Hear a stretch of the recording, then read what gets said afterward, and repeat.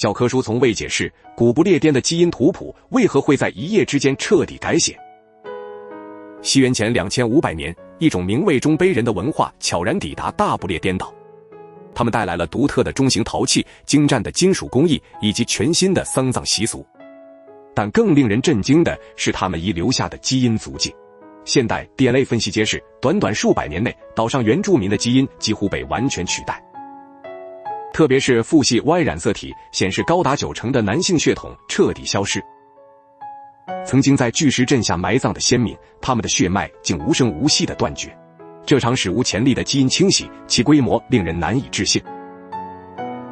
然而，考古学家却未曾发现大规模战争或暴力灭绝的确凿证据。没有焚毁的村庄，没有遍地的尸骸，只有文化缓慢的融合迹象。中卑人的基因流似乎以一种无声而高效的方式渗透了整个岛屿。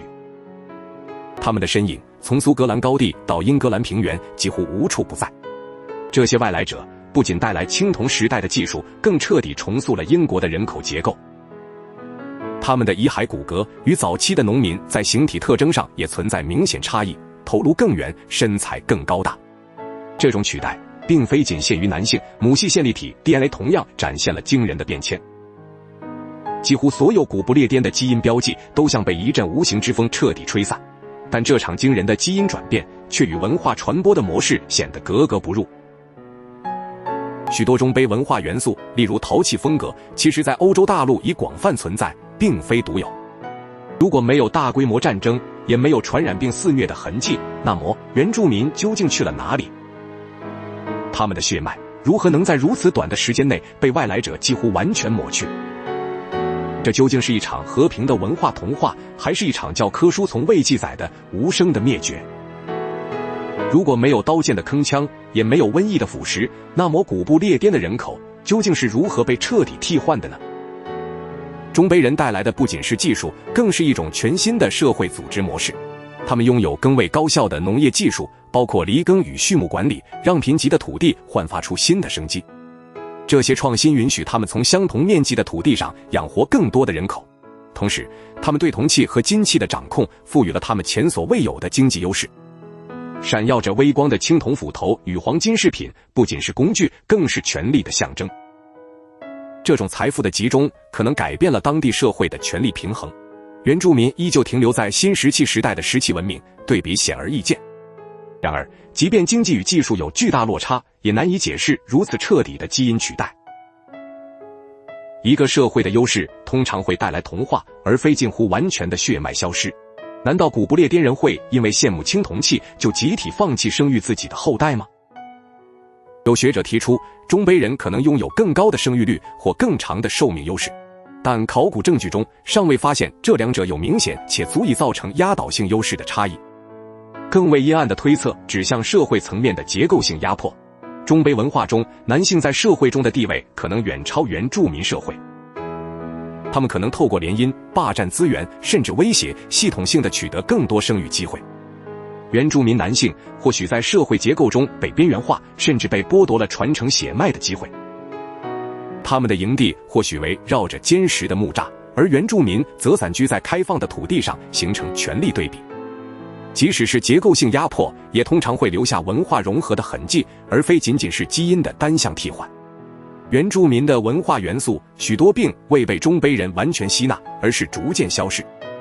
这表明，这并非单纯的社会阶层重组，而是更深层次的某种断裂。最新的研究开始将目光投向更为隐晦的因素，例如环境适应性。中卑人可能携带了对当地特定病原体更强的免疫力，而原住民则缺乏此类保护。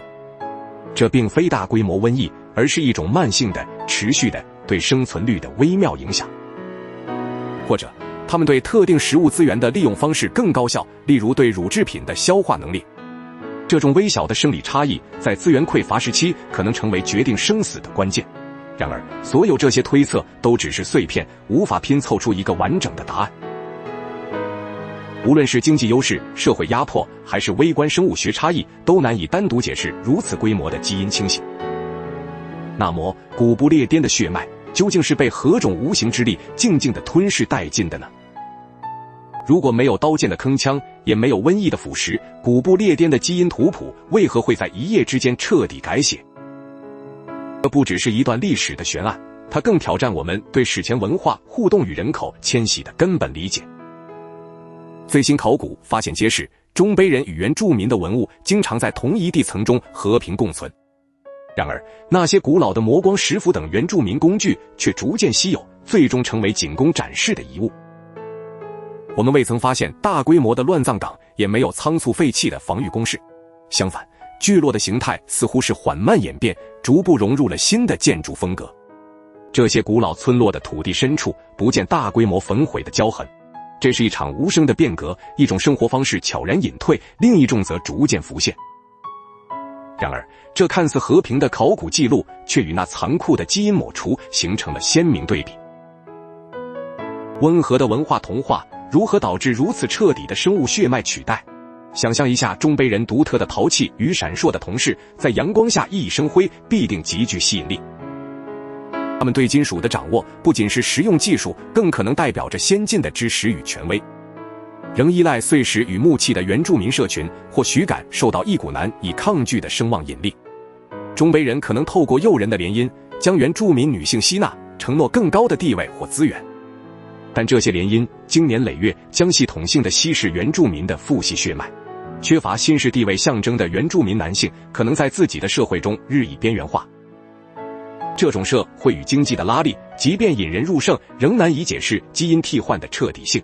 为何几乎所有原住民的男性血脉不是消减，而是近乎完全消失？新的花粉分析表明，中卑人的农业模式更为集约，或许更具长远的永续性。它们体型更大、更强壮的家畜会啃食不同的牧草，造成新的生态压力。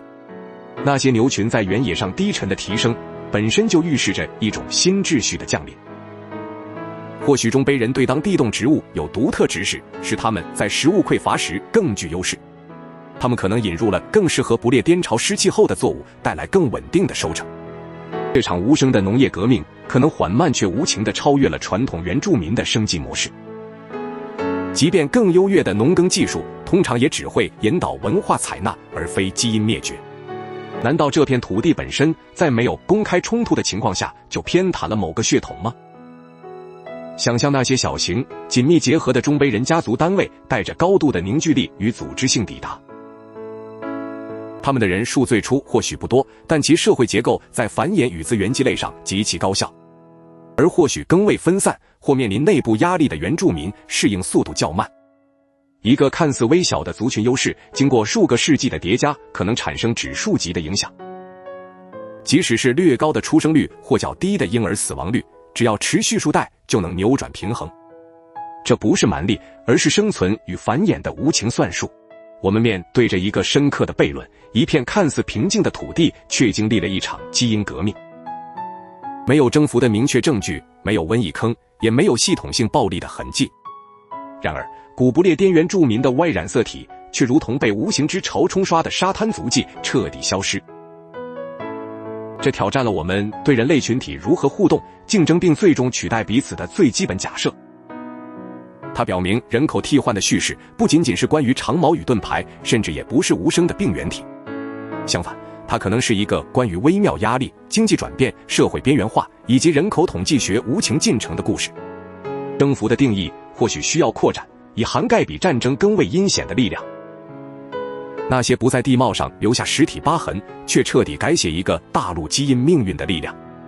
如果如此彻底的基因更迭能够在没有公开冲突的情况下发生，那么其他先前归因于战争或瘟疫的古老消失事件，是否也隐藏着类似令人不安的真相？这场无声的替换究竟向我们揭示了身份的脆弱性，以及无形力量重塑人类本身的巨大潜能。欢迎订阅我的频道，开启小铃铛，让你不会错过更多精彩历史故事的深度解析。